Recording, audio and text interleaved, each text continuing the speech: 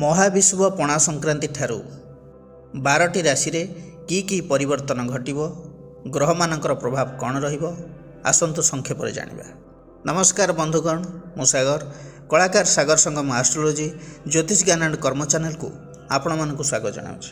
ପ୍ରଥମେ ଆସନ୍ତୁ ଜାଣିବା ମେଷ ରାଶି।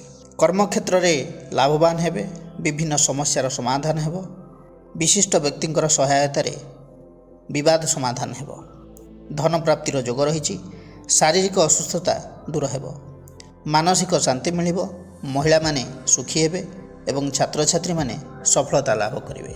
ବୃଷ ରାଶି, ବ୍ୟବସାୟରେ ଲାଭବାନ ହେବେ, ମାନ ସମ୍ମାନ ବୃଦ୍ଧି ପାଇବ, ପାରିବାରିକ ଶାନ୍ତି ବୃଦ୍ଧି ପାଇବ, ଆକସ୍ମିକ ଧନ ବୃଦ୍ଧିର ଯୋଗ ଦେଖାଉଛି, ନୂତନ ବନ୍ଧୁ ତଥା ସମ୍ପର୍କରେ ବୃଦ୍ଧି ପାଇବ, ମହିଳାମାନେ ଧର୍ମପରାୟଣା ହେବେ, ଛାତ୍ରଛାତ୍ରୀମାନେ ଶିକ୍ଷା କ୍ଷେତ୍ରରେ ଉନ୍ନତି କରିବେ।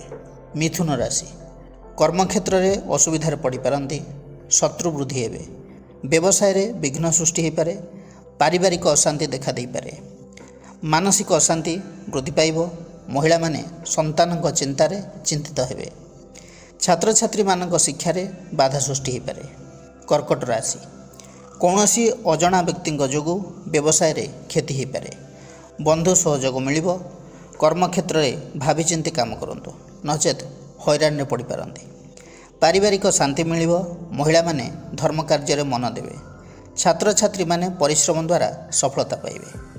ସିଂହ ରାଶି, କର୍ମକ୍ଷେତ୍ରରେ ସାମାନ୍ୟ ଧନ ଲାଭ ହୋଇପାରେ, ସାମାଜିକ ସଫଳତା ମିଳିବ, ପ୍ରତ୍ୟେକ କାର୍ଯ୍ୟରେ ଅଧିକ ପରିଶ୍ରମ କରିବାକୁ ପଡ଼ିବ, ପାରିବାରିକ ଅଶାନ୍ତି ଦେଖାଦେବ, ମିଥ୍ୟା ଅପବାଦ ପାଇପାରନ୍ତି, ମହିଳାମାନେ ପରିବାର ପାଇଁ ଚିନ୍ତାରେ ରହିବେ। କନ୍ୟା ରାଶି, ବ୍ୟବସାୟରେ ଉନ୍ନତି ଯୋଗ ରହିଛି, କୌଣସି ମହତ୍ତ୍ୱପୂର୍ଣ୍ଣ କାର୍ଯ୍ୟ ଆପଣ କରିପାରନ୍ତି, ନୂତନ ଯୋଜନାରେ ସଫଳତା ଲାଭ କରିବେ, କର୍ମକ୍ଷେତ୍ରରେ ପ୍ରଗତି ହେବ, ଭବିଷ୍ୟତ ପନ୍ଥା ଉନ୍ମୁକ୍ତ ହେବ, ପାରିବାରିକ ଶାନ୍ତି ମିଳିବ, ମହିଳାମାନେ ସୁଖୀ ହେବେ, ଛାତ୍ରଛାତ୍ରୀମାନେ ଉଚ୍ଚଶିକ୍ଷା ପାଇଁ ଯୋଗ୍ୟ ସାବ୍ୟସ୍ତ ହେବେ। ତୁଳା ରାଶି, କଠିନ ପରିଶ୍ରମ ଦ୍ୱାରା ବ୍ୟବସାୟରେ ଲାଭବାନ ହେବେ, କୌଣସି ପୁରୁଣା କାର୍ଯ୍ୟରେ ସଫଳତା ଲାଭ କରିବେ, କୌଣସି ବିଶିଷ୍ଟ ବ୍ୟକ୍ତିଙ୍କ ସହଯୋଗ ମିଳିବ, ବନ୍ଧୁମାନଙ୍କ ଠାରୁ କୌଣସି ସହଯୋଗ ଆଶା କରନ୍ତୁ ନାହିଁ, ମହିଳାମାନେ ମାନସିକ ଅଶାନ୍ତିରେ ସମୟ ବିତାଇବେ, ଛାତ୍ରଛାତ୍ରୀମାନେ ସାହସିକ ପଦକ୍ଷେପ ନେବେ। ବିଛା ରାଶି, ବ୍ୟବସାୟରେ ସଫଳତା ଲାଭ କରିବେ, ମାନ ସମ୍ମାନ ବୃଦ୍ଧି ପାଇବ, ବନ୍ଧୁ ସହଯୋଗ ମିଳିବ, ଶାରୀରିକ ଅସୁସ୍ଥତା ବୃଦ୍ଧି ପାଇପାରେ, ମାନସିକ ଅଶାନ୍ତି ବୃଦ୍ଧି ପାଇବ, ମହିଳାମାନେ ଚିନ୍ତିତ ରହିବେ, ଛାତ୍ରଛାତ୍ରୀମାନେ ଶିକ୍ଷା କ୍ଷେତ୍ରରେ ସଫଳତା ଲାଭ କରିବେ। ଧନୁରାଶି, କର୍ମକ୍ଷେତ୍ରରେ ଉନ୍ନତି ହେବ, ପୁରାତନ ସମସ୍ୟା ସମାଧାନ ହୋଇଯିବ, ଶତ୍ରୁମାନେ ପରାଜିତ ହେବେ, ମାନ ସମ୍ମାନ ବୃଦ୍ଧି ହେବ, ପାରିବାରିକ ଶାନ୍ତି ବୃଦ୍ଧି ପାଇବ, ମହିଳାମାନେ ସୁଖୀ ହେବେ, ଛାତ୍ରଛାତ୍ରୀମାନେ ଉଚ୍ଚଶିକ୍ଷା ଲାଭ କରିବେ।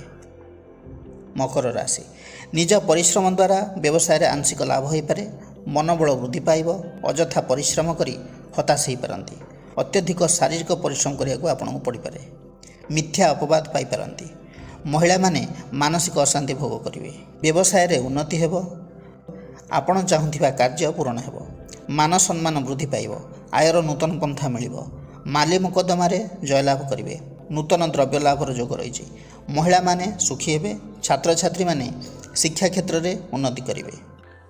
ମୀନ ରାଶି, ଅଧିକାଂଶ ସଂଘର୍ଷ ଓ ପରିଶ୍ରମ ଆପଣ କରିପାରନ୍ତି, ବ୍ୟବସାୟରେ ଉନ୍ନତି ହୋଇପାରେ, କର୍ମକ୍ଷେତ୍ରରେ ଉନ୍ନତିର ଆଶା କମ୍, ମାନ ସମ୍ମାନ ହାନି ହୋଇପାରେ, ପାରିବାରିକ ଅଶାନ୍ତି ଦେଖା ଦେଇପାରେ, ମହିଳାମାନେ ଚିନ୍ତିତ ରହିବେ, ଛାତ୍ରଛାତ୍ରୀମାନେ ଅସଫଳ ହେବେ।